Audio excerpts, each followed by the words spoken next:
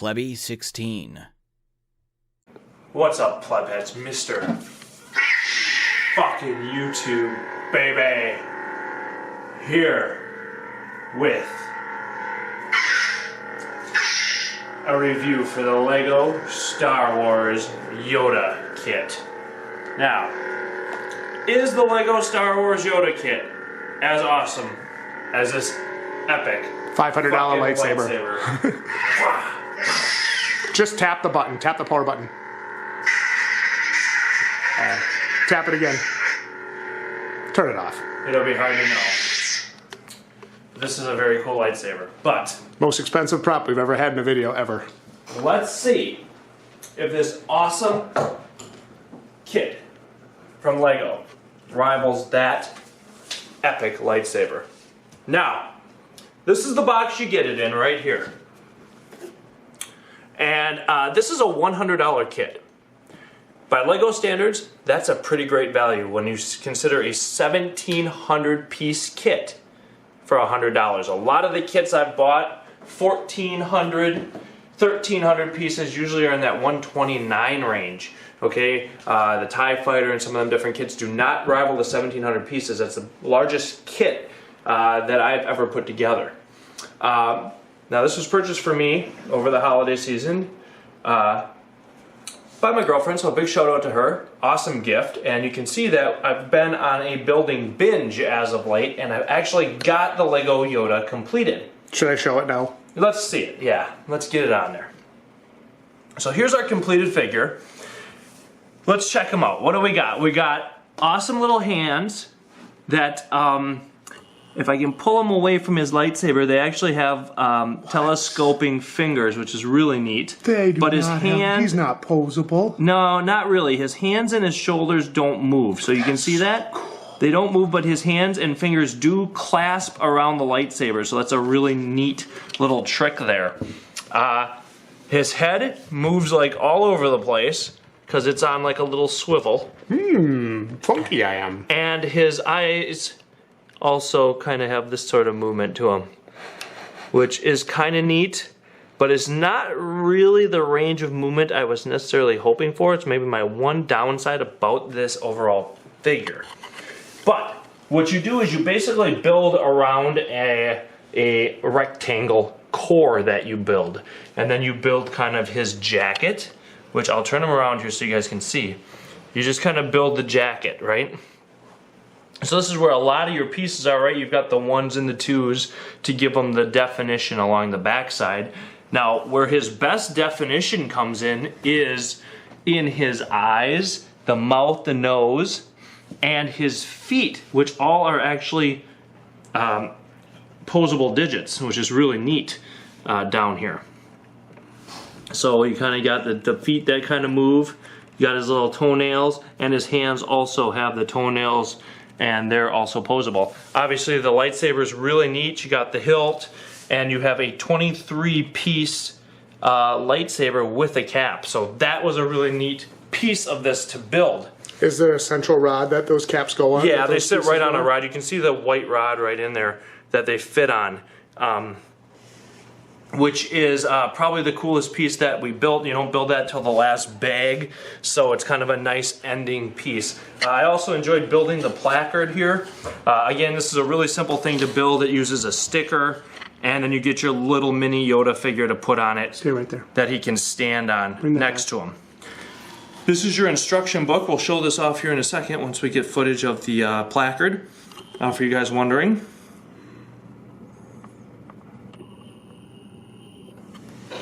This is your instruction book. Now this is a big one. You got over 500 steps in here for building this kit. A lot of the steps go really fast. I was surprised. I put this together. When I sat down, I did 9 or 10 of the 13 bags in 2 sittings. So the build is relatively quick for someone who I would say is a moderately experienced builder, and that's what I'd consider myself. I have not done any of the really intense high-level builds, but I've built enough Star Wars kits that I'm fairly adept at kind of what they entail. there is a lot of counting to do in this particular build. You know, you've got your 6 and 8s and 10 numbered pieces, making sure you're putting each of the pieces in the right spot and having the right detail and the right, you know, ridging, I guess you'd call it, for each of the pieces that you put together. And that's where a lot of the time comes in, is just making sure you're putting stuff in the right order, because all this stuff has to snap together correctly. And you don't want things hanging over or out of position when you're doing that. So it does snap together really well if you just take your time with each step and you follow each step. I was relatively impressed with the manual. I thought it was really well detailed. I didn't have any significant problems knowing where pieces went. There were a couple different pieces where, you know, every once in a while you're trying to interpret these kind of 3D images they're trying to put in a 2D space.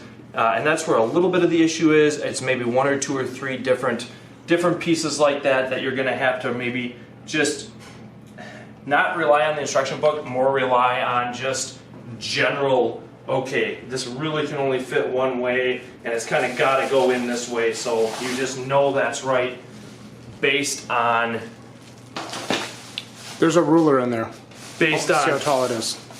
You know, how you do it. Orange and square. So, first measure from his feet to his top of his head, then measure from his feet to the top of the lightsaber. Alright, so feet to head here is approximately 12 inches. Let me get that. Okay, so you guys can see that. That's a 12-inch figure there, just to the top of the head. And if you pull it up and go to the lightsaber, this goes actually 16.5 inches from floor to the tip of that lightsaber. Give me that measurement on the head one more time so I can just get that. The measurement is about 12 inches to the head. Hang on. To the top of the head. You guys can see the 1F, the 1 foot mark there. Nice. That's what I want. This is a nice, quality, large figure, right? In my opinion. I had a ton of fun with this build. Probably the best Star Wars build I've done. I think one of my only complaints with this is a lot of times you're building something, you're building like half of a jacket, right? So where maybe you're building like the TIE Fighter or the Millennium Falcon or something, you kind of can visualize what you're building when you're building it, like you're building a wing or you're building a cockpit or something. Here it's like, oh, I'm building a half of a, you know, a side of his coat. And it just doesn't look like you're building anything until you start putting it together. Even his head, in a lot of cases, you're building this ear. This is an actual, like, half of a bag, right? Or a quarter of a bag. You're building an ear. Does his ears floof? No, they don't do anything. They just sit on there. So, again, you're just building an ear, right? And it doesn't look like anything until you put it together. So that is a little bit of a difference than some sets where it's like, oh, hey, I'm building a watchtower. I'm building an actual item that looks like something, outside of the hole, so to speak. Wow, Mr. YouTube is popular. Holy cow. Okay, we're back talking Yoda. Look, guys, it's a 1,700 plus piece build. It's only $100. You look at the value of the build. It's one of the best Star Wars values there is. That I see on the market right now. Awesome build, great figure, 16 plus inches at the tip of the lightsaber, 12 inches at the head. Okay, full, large size figure, awesome to add to your collection if you're like me and you've got like a TIE Fighter, you got some other things. This is going to hold its own next to those. It's not going to be overshadowed by those pieces. It's going to stand as its own piece. I love it. I love the actual build. Relatively easy build. There is some counting to do when you're working on a lot of these pieces of his coat. But again, I thought the instruction booklet was very well detailed. I also like how, again, you can see right here, he's got a decent amount of front weight here to prevent him. He will not tip on his own. You have to push him over. So he holds his own. Okay, this is really important in a figure. Something you don't always see, so I'm really happy about that. Again, the amount of weight dispersion from the feet and the balance of the weight, right, on the back side and the front side, even with the lightsaber up here, he will not tip forward unless, of course, you come and push him forward. So he holds up on his own. He holds his own as a figure next to other Star Wars figures. I think this is an excellent build.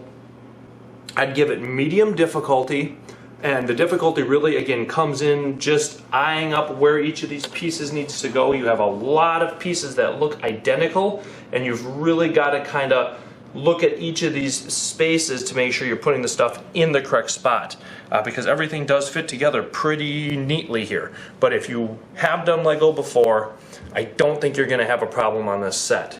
Again, once I got building, I did 10 of the 13 bags in 2 sittings. You're going to be able to get through this in, let's say, 2 to 3 hour settings. You know, and that's really taking your time.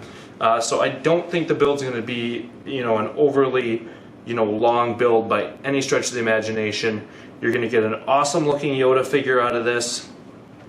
If I'm looking for disappointments or things I wish were different, there is no movement behind his head. So this is one thing, you know, his eyes, he's got like the little eyes that kind of move in here like this, but there's no way to control those from behind the head. And his head's kind of a weird swivelly thing like this, back and forth, side to side, which is cool, but it does feel a little bit all over the place. Okay, so I wish the head had movement without feeling disconnected. There is a pin that goes in the back of the head that holds it onto a rod, a center rod, but I still feel that the head moves a little more than it necessarily should. And there is no way to control his facial expression from behind the head, right? This is the only way to really do it, which is kind of strange. And then he doesn't actually move. His arms and hands don't actually move. That probably would have been really complex to include that with an enclosed case, right? Or an enclosed sphere like they have here. But it would have certainly added a little more lifelike quality to him if his arm would raise up, which it unfortunately does not. And his hands can't be posed, right? You literally have his fingers which clench, but that's all they do, right? You can't take this hand and put it out here like where he's using the force or something, right? Which is kind of a letdown. This has to be the pose. So again, minor complaints realistically for a $100 set, okay? Very minor complaints. There's just things that I kind of noticed. I was like, damn, it'd be cool if Yoda could give you the little force push while he holds his lightsaber ready to kick your ass, but it's not to be. I still love the set. At $100, I highly recommend it. Awesome build, great value for the money. The Lego Star Wars Yoda set, it's set number 75255, as you can see on the box. Pick this up at a retailer, grab it on the link right below. That helps us out. If you guys are going to pick this up, you can get it at Amazon. Clicking on that link does help us out, and we really appreciate it if you are going to grab this. If you do buy it from that link, then definitely throw some support our way.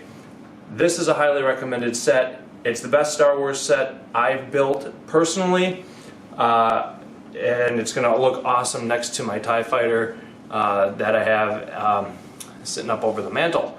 So really, really neat overall set. $100, can't go wrong. It's a great build, and it's probably one of my favorite characters in the Star Wars universe. So now we're on to the Millennium Falcon. $100, Lego Yoda, worth every penny. You're welcome.